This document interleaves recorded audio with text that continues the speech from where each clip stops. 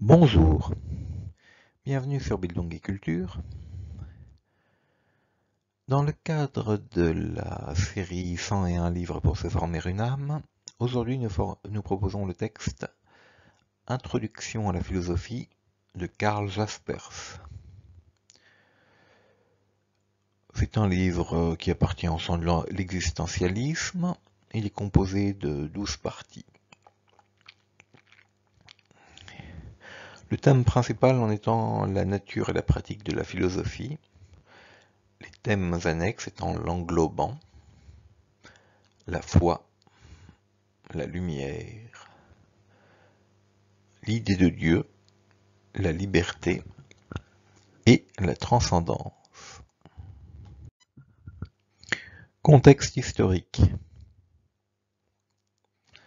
Dans un contexte d'effondrement du nazisme, un espoir de renouveau culturel apparaît, même si cet espoir sera, comme chacun pourra le constater, complètement balayé par la mise en place des normes néolibérales et l'expansion des sociétés de consommation, sorte de négation sur pattes de tout esprit critique. La philosophie doit alors être mise en rapport avec ce qui est le plus propre et qui n'est pas véritablement un objet, mais plutôt cette limite du sujet et de l'objet qui est l'englobant. C'est le terme central de la philosophie de Karl Jaspers. Il est intéressant de noter qu'à la même période, c'est-à-dire dans la décennie des années 1950 et le début des années 1960, le philosophe Maurice Merleau-Ponty interrogera également ces liens entre sujet et objet et proposera une ontologie de la chair qui sera elle aussi comprise comme n'étant ni objet ni sujet. Une mise en parallèle entre les deux philosophies, celle de Jaspers et de Merleau-Ponty, pourrait dans ce cadre parfaitement se dessiner.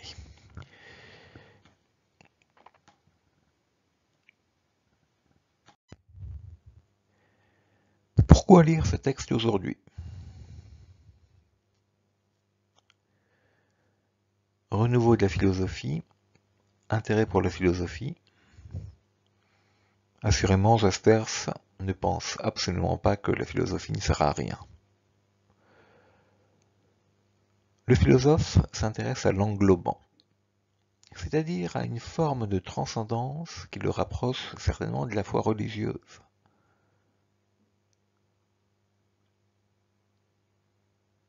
Mais faut-il y voir une part de tomber dans l'irrationalisme alors ? Jaspers avait écrit un essai sur Saint-Augustin. Il l'avait qualifié de grand philosophe en disant qu'il faut se garder de la position d'un tertullien, dont le principe était credo quia absurdum, c'est-à-dire je crois parce que c'est absurde.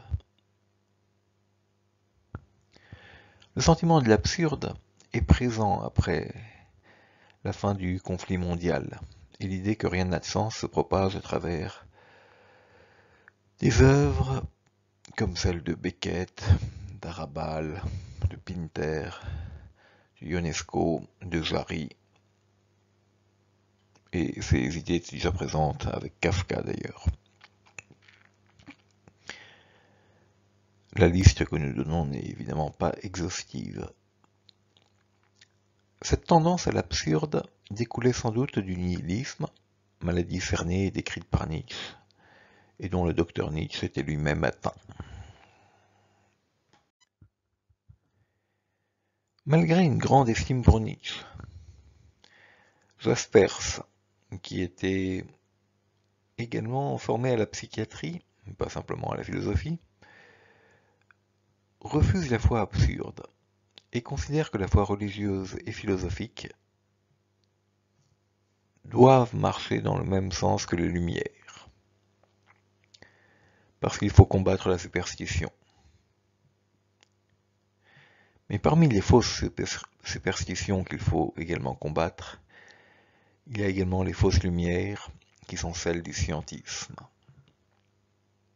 Jaspers dit donc, ayant rejeté la foi, l'homme s'en remet à tort à la seule pensée rationnelle, à l'entendement, du soin d'établir avec certitude ce qui dans la vie importe le plus. Mais la pensée en est incapable. Il ne reste donc qu'à se tromper soi-même. Telle ou telle réalité déterminée, finie, sera tour à tour indéfiniment érigée en absolu, comme si elle était la totalité. Le mode du penser du moment passe alors pour la connaissance absolue.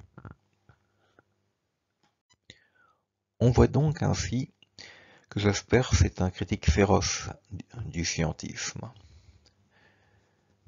et de ce qui passe pour raison à un moment donné dans une période de l'histoire. Il n'est pas étonnant dans ces conditions que Jaspers ait admiré Nietzsche dans son caractère inactuel. Inactuel signifie ici imperméable à la propagande du moment, qui prétend toujours se fonder sur la raison, qui est la raison du moment. Les lumières doivent être affirmées, mais en aucun cas elles n'épuisent ni ne renferment toute la philosophie. Le propre de la philosophie se rapporte à l'englobant. Celui-ci n'étant pas un objet, il ne peut pas être compris ou saisi de façon directe. Il est ce point qui rend la compréhension possible, tout en étant lui-même invisible. L'englobant n'est pas objet, mais il n'est pas davantage sujet. Il est la simple jonction de l'objet et du sujet, ce qui permet leur passage, et ce qui vient les abolir. La ligne de partage devient celle de la foi et de la superstition. Toute superstition doit être critiquée, et toute foi, c'est-à-dire ouverture à l'englobant, doit être respectée. Jaspers disait donc, prendre l'objet comme tel pour l'être même, c'est là l'essence de tout dogmatisme. Et réduire les symboles à leur réalité matérielle et charnelle, c'est de la superstition. En effet, être superstitieux, c'est être asservi à l'objet. La foi, elle, s'enracine dans l'englobant. On ne saurait mieux dire, dans ces conditions, que l'époque de la société de consommation est une époque superstitieuse. La croyance en la notion de croissance apparaît comme un dogmatisme ridicule.